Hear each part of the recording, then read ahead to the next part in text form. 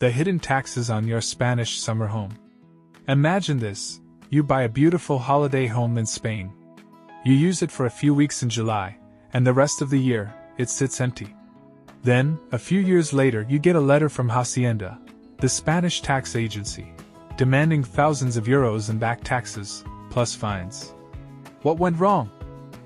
In this video, we are breaking down exactly how second property taxes work, what happens if you do rent it out, the massive tax trap separating EU and non-EU citizens, and the one digital tool you absolutely must have to survive Spanish bureaucracy from your couch back home.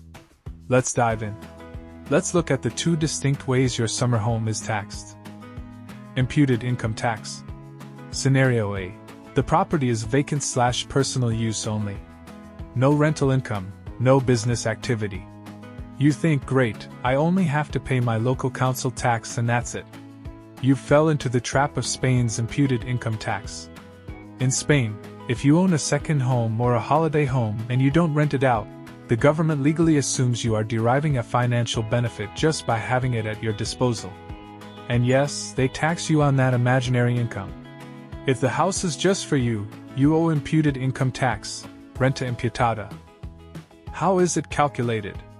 You look at your local IBI bill, that's your municipal property rates, and find the cadastral value, valor catastral. Hacienda takes a percentage of that value, usually 1.1% or 2%, and treats that amount as your imaginary income. If you are a non-resident, you must file this annually using Modelo 210. The deadline is December 31st of the following year. If you are from the UK, US, Canada, or anywhere else outside the EU, you pay 24%. If you are a resident, you don't use Modelo 210, you simply declare the second home directly on your annual IRPF renta declaration. If you are an EU/EA citizen, you pay a flat 19% on that base. Actual rent. Scenario B. The hybrid summer, rented plus vacant. What if you rent it out on Airbnb or to long-term tenants for part of the year? You have to split the calendar. If you rent it out for 60 days in the summer, you pay rental income tax on those 60 days. For the remaining 305 days of the year, you pay a prorated imputed income tax. The EU versus non-EU deductibles trap. Now, if you are renting it out, there is a massive, unfair divide between EU and non-EU residents that you need to be aware of. If you live in Germany, France, or Ireland, you pay 19% tax on your net rental income. This means you can deduct expenses like community fees, property management, utilities, and repairs for the days the property was rented. But if you live in the UK, the US, or Canada, post-Brexit and general non-EU rules apply. You pay 24% tax on your gross rental income. Zero deductions are allowed.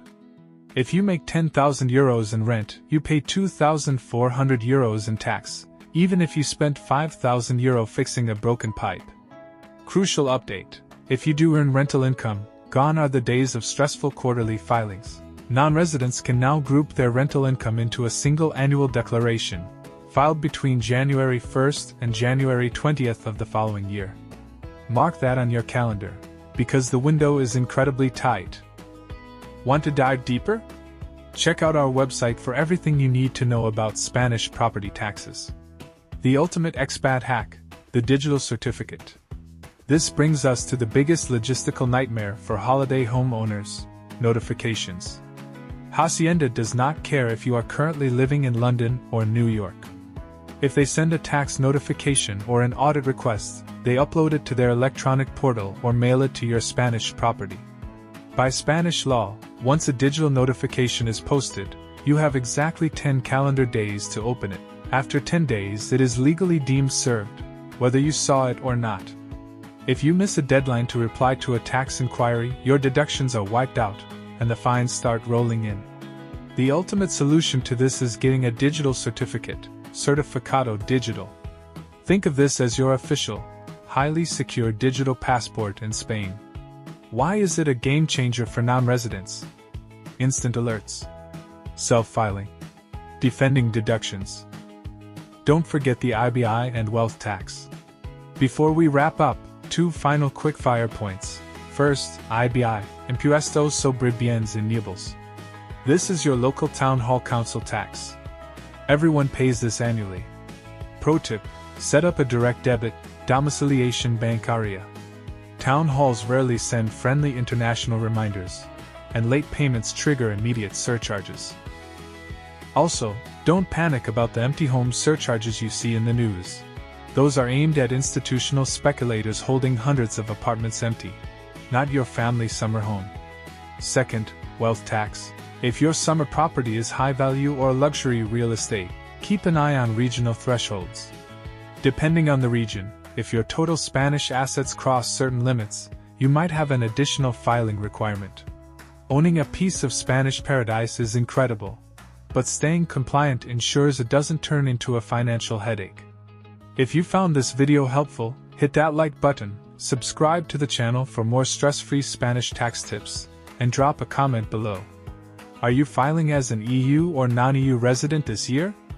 Thanks for watching, and I'll see you in the next video.